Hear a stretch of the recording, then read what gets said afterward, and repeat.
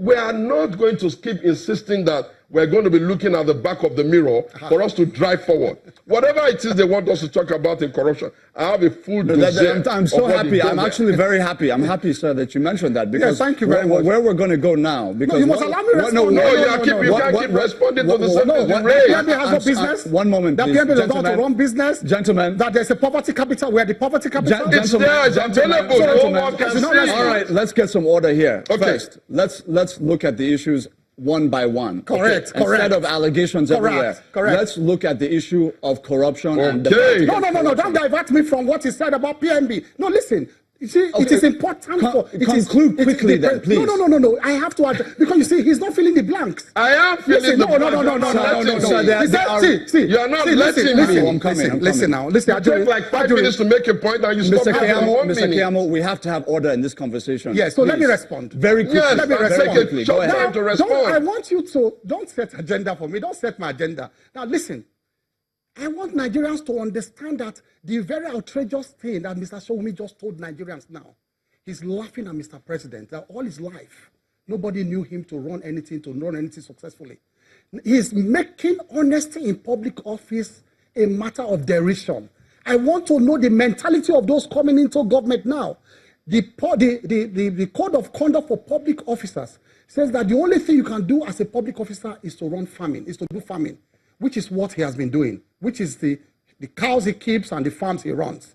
Now, they are laughing. They are laughing at Buhari now that he has been a person complying with the law, and that they are the heroes because throughout their life as public officers, they have been taking money from the public till and running private businesses. No, I must make this point. Nigerians must know that they are laughing at Buhari. They are laughing at him for doing this. Now, let me tell you this. Very quickly. That the opponent of the president, all through his life, as a public officer, he had consistently breached the code of conduct for public officers. Consistently. The first thing... Mr. Keyamo, I have to ask you a question about... Yes, I have to know, please. We have to now get into the conversation, really. Yes. Okay. Mr. Keyamo, you clearly have made your side known on this issue. But Mr. Sowumi has made the point that it was indeed the President Olusegun Obasanjo's administration that brought the nation, the EFCC, the ICPC, that they essentially, that they brought the tools that President Buhari, boasts of using. Now, in view of that, why is it that you feel that Alhaji Atiku Abubakar cannot fight corruption? No. You see, it's very simple. In his 4-point agenda for the nation, have you seen it? It's the most laughable thing I've seen. He said jobs, security, economy and all that. The elephant in the room in Africa, the real problem, he ran away from it, anti-corruption. Meanwhile, in our own hierarchy of things to do, anti-corruption is number one. So the problem in Africa, how can you run the economy without fighting corruption? They brought the EFCC though. I want to tell you that EFCC then was not a creation, was not a special creation by their own standards. Let me tell you what happened at that time. America had its allies all over the world. So it was a standard for that, because it's my area. I'm an EFCC prosecutor.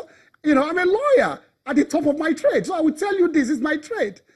America at that time gave a standard to all their allies around the world and said, you must adopt the Money Laundering Act.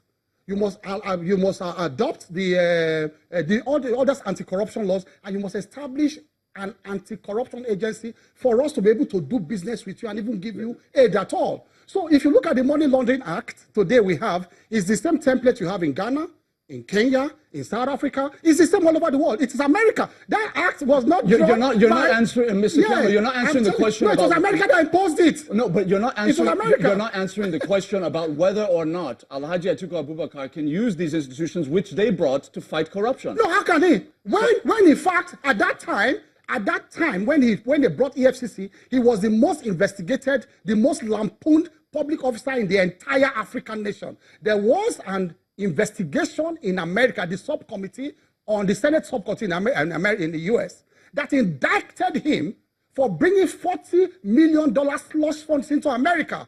And part of that slush funds, guess what?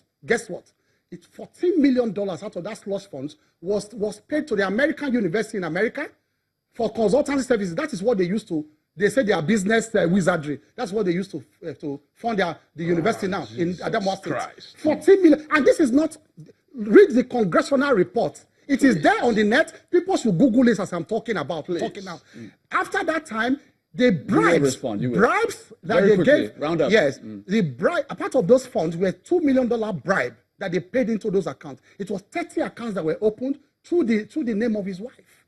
And the wife in the hearing, don't forget that they have tried to distance themselves. The husband has tried to distance himself from the wife. That it was the wife and not the husband. But the wife herself, during congressional hearing, said, I don't know about this fund. It was my husband. It was from my husband. So it is there on record. It was part of the report. So in your view, is there sufficient evidence? Yes, people should Google as I'm talking now. I'm telling people to Google in their homes now. It's what they call fact check. You know, this person say, they just say all kinds of things.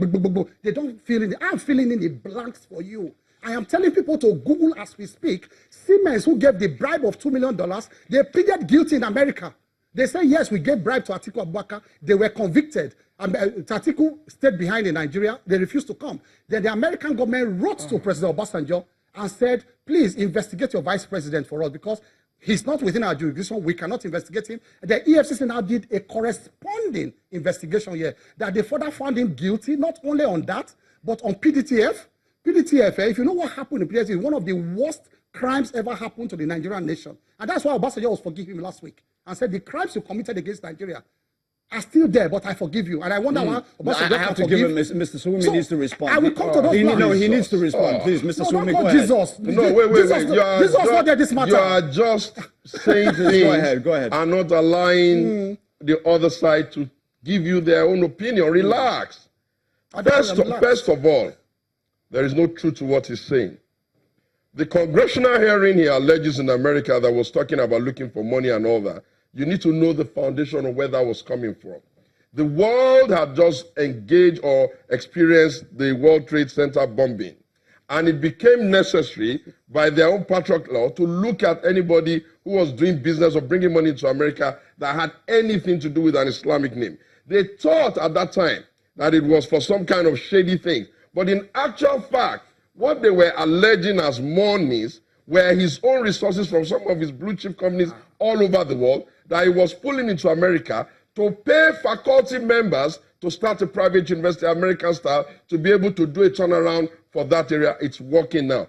If there was any evidence of any wrongdoing, look, Atiku has been out of power for close to 12 years now. Not on one occasion has anybody ever asked him to be charged to court. Not on one occasion has America ever asked him to come and answer queries. Not on one occasion has America ever asked him that should be indicted. It is unfortunate that the petty blackmail that our opponent like to go into every time Atiku is against them. But the same Atiku, when it was for them in their party, when they left their houses to go and beg him to come and join APC, he was a saint. He was being blackmailed. He was being maligned. When he was running in 2007, and their then President Minister of Information was his campaign DG, he said on record, it is Lai Mohammed, of course, he said on record that it's unfortunate that nobody has been vilified more than this very hardworking man. You know what the problem is?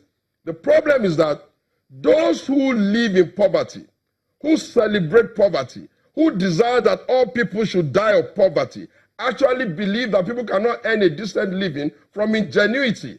Between 1985 to 2015 was 30 years. If the present president has a desire to do anything at all, be it academic, be it business, 30 good years was more than enough. It is unacceptable for you to say, for my friend to say that he knows how they brought EFCC. Let me tell you how we got EFCC. You don't know.